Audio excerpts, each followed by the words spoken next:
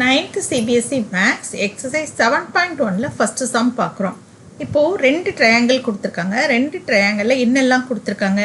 ஏசியும் ஏடியும் equal அப்படின்றதுக்கு தான் இந்த லைன். அதாவது இப்படி ஒரு லைன் போட்டாங்கன்னா அது ஈக்குவல்னு அர்த்தம்.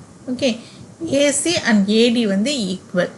வேறு என்ன கொடுத்துருக்காங்க? AB bisects angle A. இப்போது ஒரு ஆங்கிள் இருக்குது பாருங்கள். இப்போ இந்த லைன் பைசெக்டர்னு சொன்னால் இந்த 2 ஆங்கிளும் ஈக்குவலாக இருக்கும். பைசெக்ட்னு சொல்லிட்டாலே இது ரெண்டும் ஈக்குவல். அப்போது இது ரெண்டும் ஈக்குவல். இந்த ரெண்டும் இந்த ஆங்கிளும் ஈக்குவல். ஓகே, இப்போ வேறு என்ன கேட்டிருக்காங்க? ஏபிசியும் ட்ரையாங்கிள் ஏபிடியும் கான்குரண்ட்டான்னு சொல்லி கேட்டிருக்காங்க. ஸோ கான்குரண்ட் அப்படின்னா ஏதாவது ஒரு ரூல் படி நம்ம அதை கான்குரண்ட்னு ப்ரூவ் பண்ணணும். இப்போ என்னெல்லாம் கொடுத்துருக்காங்க? ஃபஸ்ட்டு கிவன் எழுதிக்கலாம்.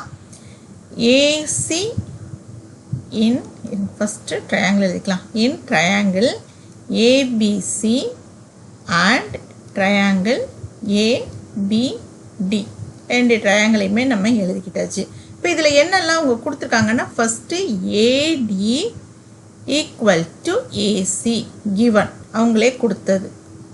அதுக்கப்புறமேலு பைசெக்டர்னு கொடுத்துருக்காங்க இல்லையா? அப்போது இதை வந்து ஆங்கிள் 1ன்னு எடுத்துக்கலாம். இப்போ L1 எடுத்துக்கலாம், இதை L2ன்னு எடுத்துக்கலாம். இப்போ நம்ம எப்படி எழுத போகிறோம் அப்படின்னா, L1 equal to L2.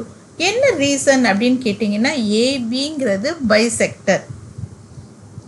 Okay, bisects angle A, bisector of angle A. அதனால L1ம் L2வும் ஈக்குவல். ஸோ நம்ம ரீசன் எழுதிட்டே வரணும். அடுத்து நம்ம என்ன எழுதலாம் அப்படின்னா, ஏபிசி அப்படிங்கிற ட்ரையாங்கிள்லையும் ஏபிடி அப்படிங்கிற ட்ரையாங்கிள்லையும் இந்த ஏபி அப்படிங்கிற இந்த சைடு வந்து காமன். அப்போ ஏபி அப்படிங்கிறது காமன் சைடு. இப்போ பாருங்க, ஒரு ஆங்கிள் இந்த ஒரு சைடு, அதாவது சைடு ஆங்கிள் சைடு அப்படிங்கிற மாதிரி இந்த 2 ட்ரையாங்கிளையும் 2 சைடும் ஒரு ஆங்கிளும் ஈக்குவலாக இருக்குது. அப்போ நம்ம எப்படி எழுதலாம்? Triangle ABC congruent to triangle APD. என்ன ரீசன் அப்படின்னா, பை எஸ்ஏஎஸ் சிமிலாரிட்டி, 2 சைடும் நடுவில் இருக்க ஆங்கிளும் ஈக்குவலாக இருக்குது. ஸோ அதை வச்சு தான் நம்ம எழுதுகிறோம். ஸோ இதை சிமிலாரிட்டின்னு போட்டாலும் சரி, கான்குரன்சின்னு போட்டாலும் கரெக்டு தான். ஸோ நம்ம கான்குரன்சின்னு கூட போட்டுக்கலாம். என்ன ரூல் படி நம்ம ப்ரூவ் பண்ணியிருக்கோம்? எஸ்ஏஎஸ்ன்ற ரூல் படி இந்த 2 ட்ரையாங்கிளும் நம்ம கான்குரண்ட்னு ப்ரூவ் பண்ணிட்டோம். ஸோ 2 ட்ரையாங்கிளும் கான்குரண்ட்னு சொல்லிட்டா அதில் இருக்க எல்லா ஆங்கிள்ஸும் எல்லா சைட்ஸுமே ஈக்குவல். ஏன் என்ன ரீசன் அப்படின்னா, சிபிசிடின்னு சொல்லுவோம். சிபிசிபின்னா என்னென்னா, corresponding parts of congruent triangles are equal.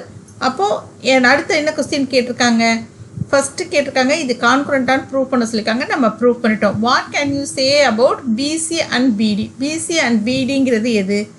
இந்த லைன்ஸ் தான் பாருங்கள். பிசியும் பிடியும் ஈக்குவல். ஏன் அப்படின்னு கேட்டிங்கன்னா, சிபிசிடி. ஸோ நம்ம எழுதிக்கலாம் BC and BD. BC and BD are equal